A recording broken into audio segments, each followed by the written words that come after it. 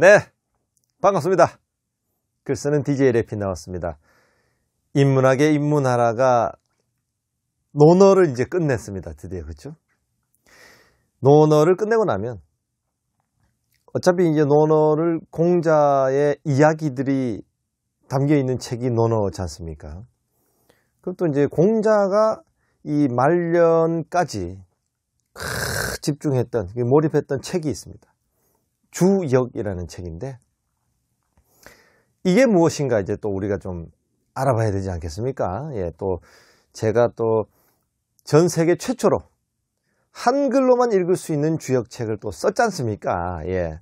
그러니까 주역에 대한 얘기 한번 해보고자 합니다.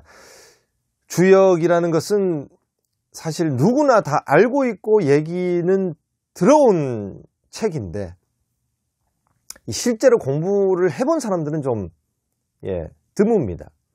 왜 그러냐면 이게 이제 수많은 편견이 있고, 일단, 그리고 이제 책을 잡으면 너무 두껍고, 분량이 좀 많고, 그리고 이제 한자의 압박이 오기 때문에 그런 거거든요. 그래서 이제 여러분들 좀 쉽게 읽을 수 있게 제가 한글로 이제 주역을 해설을 한, 책을, 내 인생의 주역이라는 책을 썼지 않습니까? 그래서 오늘부터는 주역 이야기를 한번 해보고자 합니다. 주역에 나오는 이 역자는 뭐냐면, 요렇게 쓰거든요. 요렇게 쓰는데, 여기 두 가지 설이 있습니다. 두 가지 설이, 하나는 도마뱀의 형상을 그대로 따와서 만들었다라는 설이 있고, 하나는 날 일자와 달 월자를 합친 것이다, 이런 설이 있습니다. 도마뱀 설은 뭐냐면, 도마뱀이 색깔이 막 바뀌잖아요. 그렇죠? 그래서 바뀐다. 그래서 도마뱀 설이든 날일 달월 설이든 간에 핵심은 똑같습니다. 변한다라는 뜻을 담고 있다는 거죠. 날일 달월, 낮이 가면 밤이 오고 밤이 가면 낮이 오고, 이 뜻이잖아요. 그래서 변한다라는 뜻을 담고 있는 것은 뭐 공통적입니다. 그래서 주역의 역자는 변한다, 바뀐다, 또는 바꿀 역자, 바뀔 역이기도 하고 바꿀 역자, 이게 사실은 아주 심오한 뜻이 있습니다. 바뀔 역이기도 하지만 바꿀 역이기도 하거든요. 제 경우에는 주역이라는 책을 손에 잡고 나서 많이 바뀌었습니다. 그래서 사람을 바꾸는 책이라고도 저는 그렇게 생각을 합니다. 바뀔 역이기도 하고 바꿀 역, 세상 모든 것은 바뀐다라는 뜻도 있고, 주역이라는 책을 손에 잡았을 때 세상이 바뀐다라는 뜻도 있지 않나라고 저는 생각해 봅니다. 그래서 사람을 바꾸는 책, 사람이 바뀌기 쉽지 않잖아요. 그렇죠? 하지만 주역을 통하면 얼마든지 사람도 바꿀 수 있다라고 저는 믿습니다. 그래서 역자는 그런 글자라는 설명을 잠깐 드렸고요. 주역을 읽으면서 저는 한 글자를 운명적으로, 또는 우연히 물론 발견한 거지만 운명적으로 한 글자를 발견하게 됐어요. 주역에 나오는 글자는 아닙니다. 이 순우리말인데요. 늦이라는 말이 있습니다. 늦. 우리가 늦었다 할 때는 밑에 지읒이 들어가잖아요. 근데 늦 밑에 지읒이 아니고 치읒이 들어갑니다. 치읒. 늦었다 할 때 늦, 여기에 지읒이 들어가지만 제가 말하는 늦, 이거는 치읒이 밑에 들어갑니다. 그래서 늦이 안 좋아, 상당히 늦이 사나운데, 뭐 이런 식으로 쓸 수 있거든요. 그래서 늦이라는 것은 어떠한 조짐, 어떠한 징조, 뭐 이런 뜻입니다. 그래서 옛날에도 사자성어로 비유하자면 초윤장산이라는 말이 있어요. 초윤장산. 주춧돌이, 윤기 할 때 윤자입니다. 주춧돌이 젖어 있으면 장산, 뭐 펼쳐야 된다. 산은 우산입니다. 우산. 주춧돌이 젖어 있으면 우산을 펼쳐라 라는 말이거든요. 무슨 말이냐면, 주춧돌이 젖어 있다는 것은 비가 오고 있거나 또는 앞으로 비가 올 예정이다라는 말이잖아요. 그러면 아예 나가지 말든지, 나가려면 우산을 펼쳐서 나가라 라는 뜻이거든요. 그래서 그 늪을 잘 파악해야 된다는 뜻이 숨어 있는 거죠. 사람을 만날 때나 우리가 일을 할 때나 사람이 살아가면서 겪는 수많은 경우의 수 중에 가장 많은 게 사람을 만나는 거잖아요. 그리고 일을 하는 거. 뭔가 이 사람을 만났는데 낯이 안 좋아. 또는 이 일을 하려고 하는데, 하기로 했는데, 또는 제안이 들어왔는데 뭔가 낯이 안 좋아. 이럴 때 우리는 그 낯을 잘 파악해야 된다는 겁니다. 예. 초윤장산. 주춧돌이 젖어 있다 싶으면 우산을 펼치든지 아니면 아예 안 나가야 됩니다. 그래서 주역이라는 이 역의 핵심 원리가 바로 이런 겁니다. 예. 계속 변한다 또는 변화를 읽는 기술, 그걸 위해서 우리가 이 책을 읽어야 하지 않나라는 생각을 해보는 겁니다. 근데 공자는요, 상당히 늦은 나이에 이 책을 손에 잡았습니다. 47에 잡았다고 하는데 처음. 그리고 아주 노년까지 얼마나 이 책을 많이 읽었냐면, 예전에는 여러분 책이 종이책이 아니라 죽간이라고 해서 이 대나무에다가 적어가지고 이걸 엮어놨습니다. 가죽으로. 그거를 이제 예전에는 책이 그거였거든요. 그래서 그게 엮어놓은 가죽끈으로 이제 엮는데, 그 엮어놓은 가죽끈이 3번이나 끊어졌다라는 말이 있습니다. 위편삼절이라는 말이거든요. 그게 가죽 위자, 우리 책을 편찬하다 할 때 편자, 3절 3번 끊어졌다. 공자가 얼마나 주역책을 닳도록 읽었으면 가죽끈이 3번이나 끊어졌다라는 말이 있습니다. 왜 그랬을까라는 궁금증에서 저도 출발하게 된 거예요. 주역을 공부하게 된 게.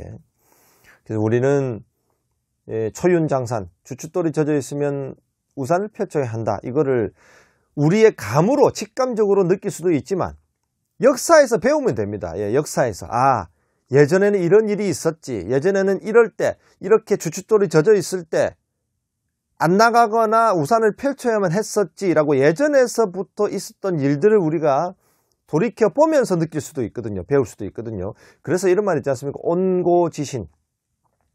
옛 것을 복습함으로 인해서 지신, 새로운 것을 안다. 법고창신. 옛 것을 본받아서 새로운 것을 만든다. 그죠? 그래서 그 고전을 읽는 의미가 그런 데 있지 않나 싶습니다. 자, 주역에 딱 떠오르는 이미지는 뭐냐면 일양지위도라는 말이 있습니다. 일양지위도. 한 번 하면 한 번 양하는 것이 그게 바로 도다라는 말입니다. 여러분, 끝없는 음으로만 가는 인생이 있습니까? 계속 양만 이어지는 삶도 없습니다. 그렇죠? 한 번 하면 한 번 양하는 것, 그것이 바로 도다. 동양이나 서양이나 제가 늘 강조했던 거지만, 동양이나 서양이나 시대적으로 조금 차이가 있고 거리적으로 멀리 있었다 뿐이지 사람들이 생각한 거는 다 비슷한가 봐요. 헤라클레이토스라는 사람이 했던 유명한 말도 있지 않습니까? 같은 강물에 2번 발을 담글 수 없다라는 말이 있지 않습니까? 같은 강물에 2번 발을 담글 수 없다. 무슨 말이냐면, 한 번 발을 담그고 나면 그 강물은 같은 강물이 아니라 지나가 버리는 강물이지 않습니까? 그렇죠? 동양이나 서양이나 생각하는 건 똑같습니다. 제가 좋아하는 노래 중에 또 김광석의 노래 중에 매일 이별하며 살고 있구나. 매일 이별하며 살고 있구나. 우리는 매 순간 이별합니다. 그 이별이라는 것이 계속 바뀐다라는 거죠. 근데 여러분, 놀라운 게 뭐냐면, 이 주역이라는 것은 동양의 학문이지만 서양에 있는 과학자들이나 작가들이나 이런 분들이 엄청 또 탐닉을 했었어요. 공부도 많이 하고요. 대표적인 인물이 이제 우리 양자역 학에서 나오는 닐스 보어 같은 분들. 대립적인 것은 상보적이다라는 큰 명제가 이분의 대표적인 명제인데, 그게 바로 음양을 뜻하는 겁니다. 음과 양도 서로 대립적인 것 같아 보이지만 결국에는 이 음과 양이 서로 상보적인 거라는 겁니다. 그게 바로 어디에 나와 있나요? 상보적이다라는 게 우리 태극기에 나와 있잖아요. 여러분, 주역이라는 학문이 한 나라의 국기에 들어와 있는 거는 우리나라밖에 없습니다. 태극기에 딱 가운데 태극이 있지 않습니까? 생긴 게 어떻습니까? 음과 양이 서로 꼬리에 꼬리를 물고 계속 돌고 있는 모습이에요. 그게 딱 고정된 게 아니라 돌고 있는 모습을 형상해 놓은 겁니다. 자, 그 다음에 스티븐 호킹. 스티븐 호킹의 유명한 말 중에 또 이게 있죠. 양자역학은 양자역학은 동양의 음양과 태극을 과학적으로 증명한 것일 뿐이다, 이런 말을 했었어요. 정신분석으로 가보면 칼 융이라는 분, 또 라이프니츠, 우리 여러분 컴퓨터를 쓸 수 있는 거는 뭐 때문입니까? 이진법이잖아요. 0과 1.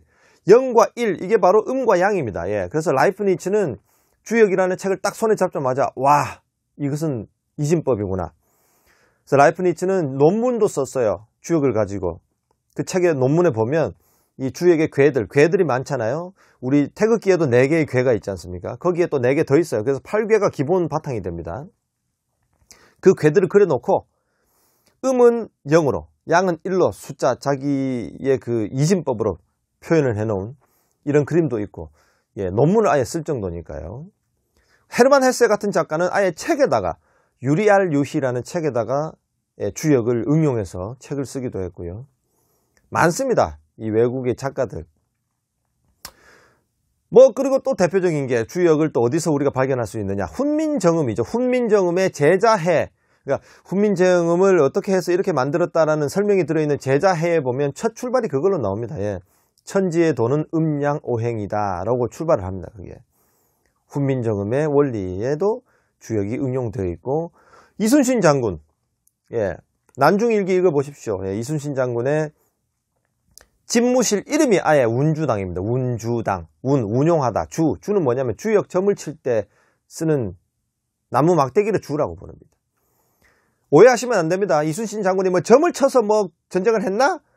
뭐 이렇게 오해하시면 안 되고, 이 점이라는 말이 지금처럼 어디 점집에 가서 나는 언제 어떻게 될까요? 막 물어봐가지고 아주 수동적인 자세로 아 그래요 하고 이런 자세가 아니라, 우리가 지금 얘기하는 이 점은 뭐냐면 이순신 장군이 주역을 응용해서 아 이럴 때는 더 과감하게 나아가야 한다, 아 이럴 때는 내가 조금 움츠려야 한다, 이 언제 나아가고 언제 후퇴를 할지의 이 판단을 할 때, 아까 제가 늪이라는 말 했잖아요. 늪을 파악하고 초윤장산, 주춧돌이 젖어 있으면 우산을 펼치고, 이러한 이 전쟁에서의 어떤 기술에 응용을 했을 뿐이다라는 겁니다. 그 점을 오해하시면 안 됩니다. 예.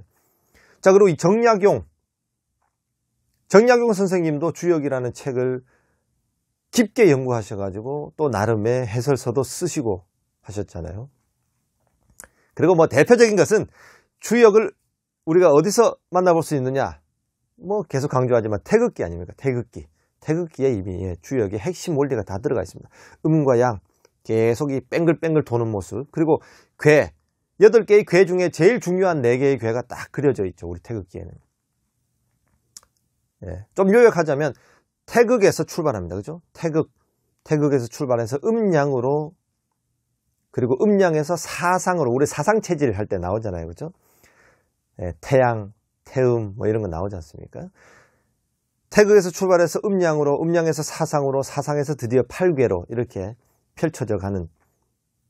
그리고 8괴는 우리 태극기의 4개의 괴에 또 4가지 더 합쳐져서 이제 8괴. 건태리진 손감간곤이라는 8개의 괴로 이제 쭉 펼쳐져 갑니다. 주역에 나오는 핵심 이 단어 중에 하나는 또 이거죠. 궁 즉 변, 변 즉 통, 통 즉 구다. 궁 즉 변, 궁극에 달하면 결국 변하게 된다. 예, 역이라는 말 자체가 변하는 거지 않습니까? 궁극에 달하면 결국 변하게 된다. 변 즉 통, 변하면 통하게 된다. 통 즉 구, 통하게 돼야만 오래 갈 수 있다 라는 말이죠. 이러한 변화가 끊임없이 이어지는 게 우리의 삶입니다, 여러분. 예, 변화가 끊임없이 이어지는 그게 바로 우리의 삶입니다. 그래서 재행무상하다 이런 말이 있잖아요. 재행무상. 예, 영원한 건 없습니다. 이 세상에 영원한 게 없습니다. 예, 태어나면 죽어야 되고, 권불 10년, 10년간은 권력이 없다. 화무 11홍, 화무는 11홍이여. 예, 열흘 동안 붉은 꽃이 없다. 해가 중천에 뜨면 결국 지게 되고, 달도 차면 이지러지게 되고, 밤이 가고 나면 낮이 오고, 겨울이 가면 봄이 오고, 이게 바로 주역 아닙니까? 예. 변화를 읽는 기술, 그게 바로 주역입니다. 해외에 나와 있는 주역 책의 제목은 뭔지 아십니까, 여러분? The Book of Changes입니다. The Book of Changes, 변화의 책. 뭐 이것만큼 주역의 핵심을 요약해 놓은 제목이 없겠네요. 그렇죠? 자, 그래서 이제 8궤가 기본적으로 8궤가 있고 8궤의 이 시간 개념이 합쳐지면 이제 64개의 궤로 확장됩니다. 8개의 궤가 있잖아요. 이게 각각 2층 구조로 시간 개념이 합쳐져 가지고 2층 구조로 만들어지면 88, 64잖아요. 그렇죠? 예, 그래서 64개의 궤로 확장됩니다. 그래서 주역 체계는 여러분 아예 안 펼쳐본 분들도 있겠지만 주역 책을 딱 넘겨보면 1장부터 64장까지 64개의 궤에 대한 설명들이 있다 이렇게 보시면 돼요. 궤에 대한 설명이 있고 그 안에는 하나하나의 효들마다, 효라는 건 작대기, 우리 태극기에서 보면 긴 작대기 있죠. 이게 양이잖아요. 끊어진 작대기, 이게 음이잖아요. 각각의 작대기마다 또 좋은 말들이 적혀 있어요. 좋은 말들이. 그게 바로 주역책이다 라고 보시면 됩니다. 오늘은 여기까지만 설명을 하고 다음 주부터는 이제 각각의 장들의 어떤 좋은 말들이 나오는지 다 볼 수는 없고 제가 그냥 보고 괜찮다 싶은 것들만 각각의 말들, 주역에는 어떤 말들이 나오나 그거 이제 다음 시간부터 해보도록 하겠습니다. 여러분 고맙습니다. 인문학의 인문하라, 다음 시간에 만나요.